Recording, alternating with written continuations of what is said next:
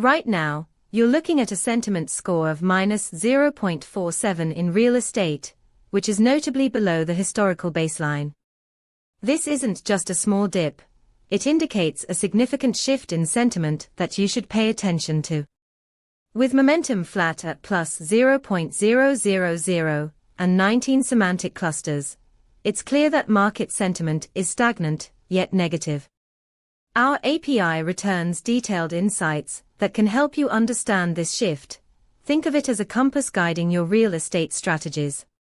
For example, you can use this data to adjust your investment strategies by identifying areas where sentiment is declining, allowing you to pivot before others catch on.